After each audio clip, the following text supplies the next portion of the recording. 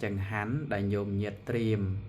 do từ bậc kênh và sáng bàn tay chạy đón ở bụng mà đại bỏ dương liên rồi có cuộn heoក្នុងពេលនោះchạm chẳng hắnនោះជួនឲ្យឪពុកម្ដាយយើងហូបពិសាតាមមានទុកមានបាបដែរអត់ញោមចង្ហាន់ដែលយើងធ្វើបំរុងយកទៅប្រគេនព្រះសង្ឃ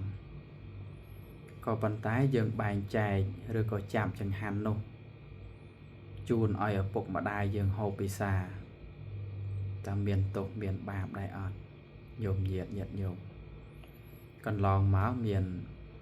ពុទ្ធសាសនិកជនយើងគាត់ឆ្ងល់ដែរកន្លែងហ្នឹងបាទដូច្នេះតកតងនឹងធ្វើបុណ្យជាមួយព្រះសង្ឃនិងម៉ែឪគឺបានបុណ្យប៉ិនគ្នាបាទហើយរឿងចង្ហាន់ព្រះសង្ឃដែលយើងដួសដែលយើងបែងចែកឲ្យឪពុកម្ដាយយើងហូបអត់មានទោសអត់មានបាបអីទេចង្ហាន់ដែលយើងបំរុងយកទៅប្រគេនលោកប្រគេនព្រះសង្ឃហើយប៉ុន្តែចែកដល់ពេលនោះឪពុកម្ដាយរបស់យើងឃ្លានអញ្ចឹងយើងចាំទៅមកផ្នែកជូនឪពុកម្ដាយយើងទៅមកផ្នែកយកទៅប្រគេនលោកព្រះសង្ឃទៅក៏ប៉ុន្តែដោយឡែកបច្ចុប្បន្នសពថ្ងៃហ្នឹងឃើញថាពុទ្ធបរិស័ទយើងជាច្រើនពេលខ្លះគាត់គិតវត្តគិតប្រសងពេកភ្លេចគិតម៉ែឪឯងក៏មានដែរកន្លែងហ្នឹងញោមញាតយកទៅគិតពិចារណាខ្លួនឯងបាទមិនសំបីតែប៉ុណ្ណោះទេសំបីតែសម័យព្រះបើមានវិខមួយអង្គបណ្ឌបាតចាំម្ដាយ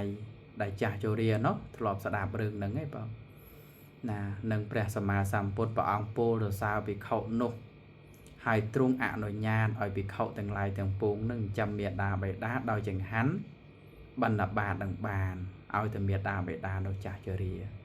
អញ្ចឹងងាកមកវិញថាចង្ហាន់ដែលញោមញាតត្រៀមយកទៅប្រគេនលោកប្រគេនព្រះសង្ឃប៉ុន្តែចែកដល់ឪពុកម្ដាយរបស់យើងឃ្លានឬក៏គាត់ហែវក្នុងពេលនោះយើងអាចចែកម្លែកឬក៏ចាប់ចង្ហាន់នោះបានអត់មានទោសអត់មានបិយអីទេអញ្ចឹងញោមញាតកុំភ្លេចបុណ្យមិននៅតែក្នុងវត្តទេក្នុងផ្ទះរបស់យើងក៏មានមេបុណ្យដែរប្រយ័ត្នអត់ដឹងថាបុណ្យនៅលើផ្ទះខ្លួនឯងណានឹងចូលរួមចែកម្លែកធម្មទានប៉ុណ្ណឹងប៉ុណ្ណាអនុមោទនា